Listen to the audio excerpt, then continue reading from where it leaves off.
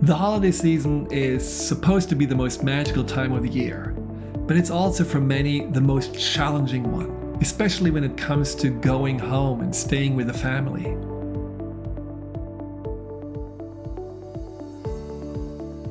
Have you ever noticed that one of the greatest challenges you have is going back to your family? Staying with your folks, seeing your siblings, especially during the holidays.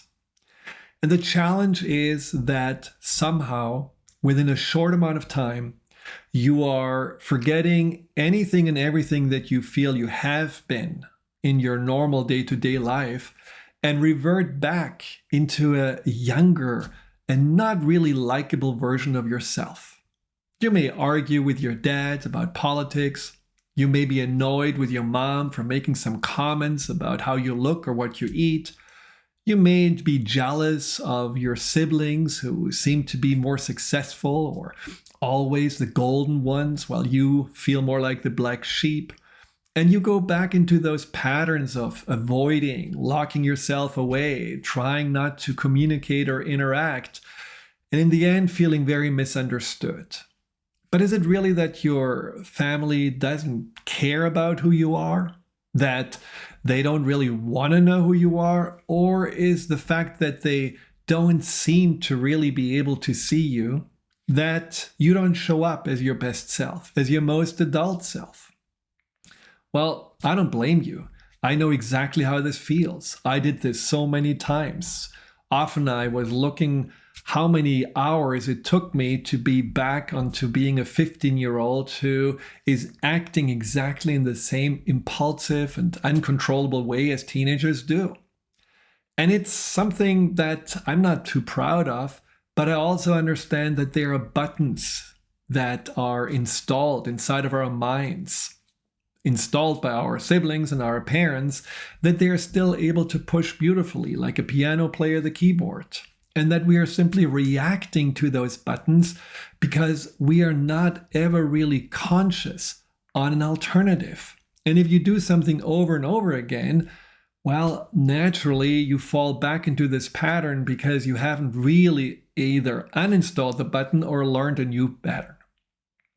And I think it's very important that we are deciding who we want to be, especially around the people that supposedly know us the best, and how we want to show up, especially during the holidays, because it's not about the gifts we buy or it's not about the food we eat. It's ultimately about how we connect with each other.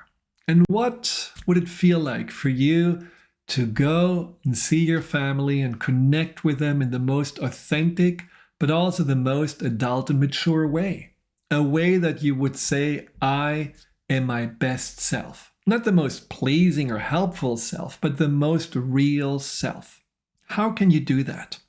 And how can you introduce yourself to your family in a way that you actually feel seen and appreciated for who you are?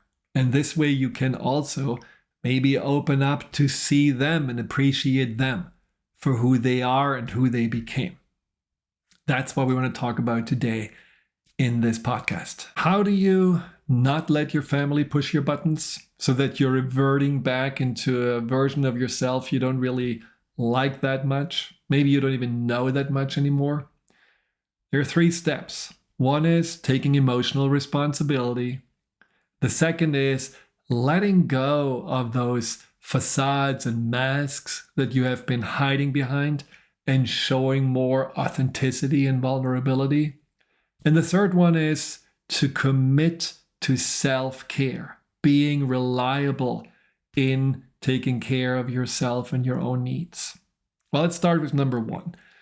Emotional responsibility basically means that you are telling yourself, which is true, that no one can make you feel anything unless you let them, unless you give them permission to.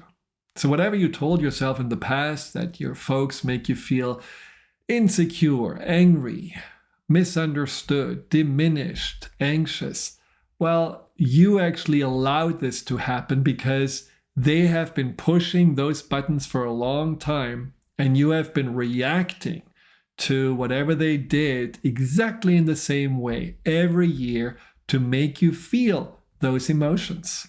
So what if you would make a list already before you go home on what your parents could do or what your siblings could say that would potentially make you feel something, and how you can respond differently?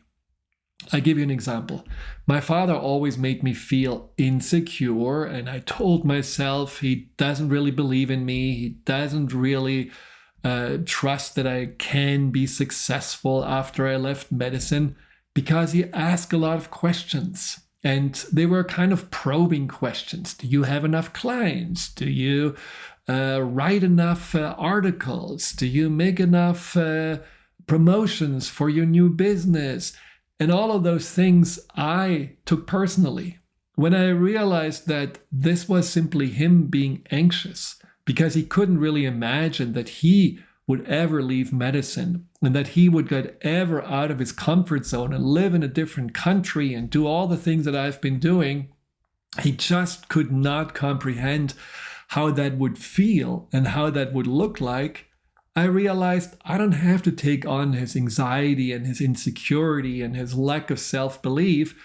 I can simply reassure him and share with him what I have discovered and why I know this is going to be okay and why I am feeling actually that I chose a more meaningful and purposeful path for myself.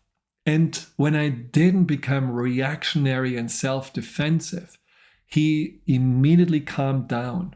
And all this questioning stopped. And I felt that he finally, unfortunately, only at the end of his life, was proud of me and realized that I did something that was different than him, but it was my path that I found. And that's the most really you can ask of someone. So when your mom is asking you why you're not in a relationship, or why you changed your hairstyle, or shouldn't you really watch your weight, also, don't take it personally. Just understand that this is her caring nature that brings up worry and doubt, and all she wants is also just some reassurance and just to know that what we choose to do is not just some unaware, blind, impulsive choice, but something that we stand behind, that we believe in, and that we are feeling comfortable in. And when your siblings are boasting about your successes, don't go in competition mode or feel like that you're less than. Be happy for them. Ask some more questions and get involved and get inspired. And also share what you feel good about and what happened in your life rather than holding yourself back. In the end, it is not anything that they take away from you when they are happy with where their life is at. Emotional responsibility just simply means that you choose how you want to show up and how you want to feel when you meet your family. And that you are, before they even get pushed, already deactivate those buttons because you know that they are actually no longer necessary. They're usually meant for a younger version of yourself, and that you have now the awareness to say, I know who I want to be. I know actually who I am. And the only opinion that matters is the opinion I have about myself. I'm happy to share more about my life and my choices, but I don't need the approval or the acknowledgement of others. The second way of not getting your buttons pushed by your family and showing up as your best self is to give them the gift of your vulnerability. Yeah, you heard me. Being more vulnerable doesn't mean that you are exposing everything, your wounds, your secrets to them. Doesn't mean that you are automatically setting yourself up for more pain and hurt or judgment. It just means that you are lowering the defensive walls that you have put around yourself to keep everyone at arm's length.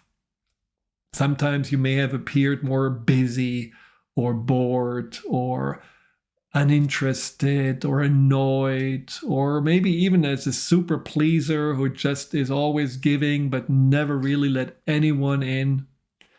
Whatever those walls are, just realize that they don't really serve you. And they certainly don't make you feel more connected, more seen, and more appreciated by the people that supposedly know you the most. So try just to gently see what happens if you are showing more vulnerability, whether it is in sharing what you really want, sharing your joys, but also maybe your needs, showing up with more kindness, with more sensitivity, with more generosity, but overall just opening yourself up to give more love and appreciation to your family, no matter how functional or dysfunctional they are. And then also knowing that you can inspire others to do the same. Because the truth is, self-defense walls is pretty much what most of us are locked into. And lowering those walls takes a lot of courage. But I think the holidays would be just the perfect time to show that you believe it's worth it to be that person who shows up as a real, authentic self. And hopefully this will also get others to realize that's the only and the best way to really create a bond that is meaningful and lasting. And the third and maybe most important step, to not have your family push your buttons and not have another Christmas or holiday nightmare and not feel again all those feelings that you usually feel when you leave after a few days, empty, disappointed, and with a holiday hangover, is to commit to a self-care routine. Having this self-reliability where you know it's up to you whether you're going to stay connected to yourself or not. Why don't we do this? Why do we stop meditating, working out, having a healthy diet, limiting our alcohol intake, getting enough sleep, taking also time away from everyone? Why don't we do those healthy things when we are with family? Well, the reason why we don't do it is because we're not necessarily used to it. See, most of our healthcare or self-care routines come from a time when we were away from family. And so being in the familiar surroundings, somehow we don't translate or we don't take with us that what works well for us. And so we really have to prepare ourselves for this is what I do. These are the limits on how many cookies I eat, how much alcohol I drink. This is the minimum amount of sleep I have. This is me taking care of myself by saying, thank you. I have to really let go of all this noise and brouhaha for a little bit and go for a walk by myself. Journaling can really help. I'm going to continue to keep on top of my emails so that they're not piling up like Mount Everest when I come back. I will also make sure that I look at the bank account and not just spend, and later on wonder why there is nothing left. All of those self-responsible ways of dealing with you as the adult are not just things that you do for yourself.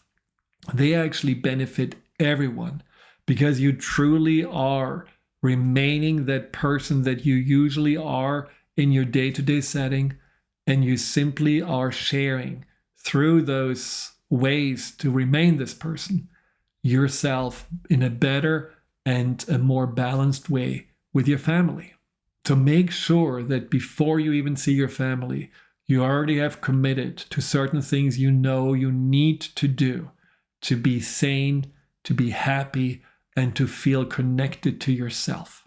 Because we cannot really connect in a healthy way to others if we lose connection with ourselves. Hi, Dr. Friedemann here. Thank you for tuning into my YouTube channel. If you're interested in learning more about fear and anxiety, here you'll find guided meditations, webinars, and interviews with some of the most renowned experts in the field of empowerment. Delve into the over 230 videos and more to come every week.